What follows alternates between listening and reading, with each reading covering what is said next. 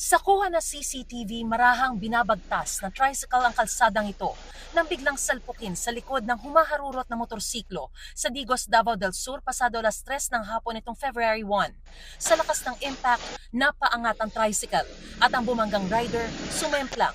Isa lang yan sa magkakasunod na aksidenteng nangyari sa gitna ng Boss Ironman Motorcycle Endurance Challenge na inaimbestigahan ng Land Transportation Office.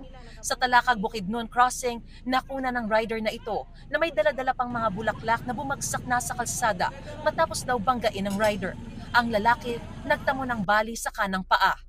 Iba't ibang litrato at mga video pa ang nakalap ng LTO ng mga aksidente kabilang sa Compostela, Davao de Oro, Capiton, Maguindanao del Norte, Kawit, Kauswagan, Lanao del Norte, Kapatagan, Lanao del Sur, Cabacan, North Cotabato, Kibawe, Bukidnon. Sa Picong, Lanao del Sur, pumailalim pa ang motorsiklo sa ilalim ng bus. Ayon sa LTO, nasa humigit kumulang 1,000 raw ang lumahok sa Boss Ironman Motorcycle Endurance Challenge na ginanap nitong January 31 hanggang February 1 sa Mindanao. Dito, bawat rider na kasali ay babagtasin ang kabuuang 1,288 na kilometrong ruta mula General Santos City at pabalik muli sa parehong syudad. Kasama sa ruta ang mga bahagi ng Zamboanga Peninsula, Davao Region, Soc-Sargen at BARMM. Pero sa kasamaang palad ayon sa LTO, 12 sugatan kabilang ang 3 menor de edad na nanood lang.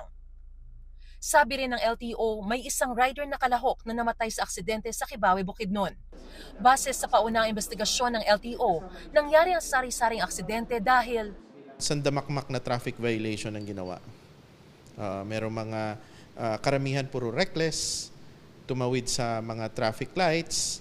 wala raw koordinasyon sa kanilang organizers.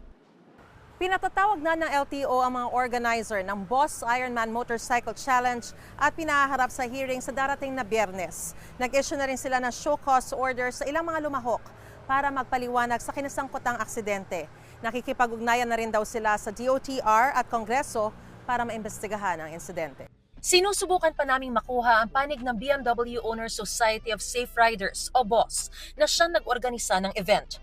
Pero sa isang post sa Facebook, sinabi ng BOSS na bago ang event, pinaalalahanan ng lahat ng kalahok na sumunod sa lahat ng mga alituntunin at bigyang prioridad ang kanilang kaligtasan at kaligtasan ng publiko.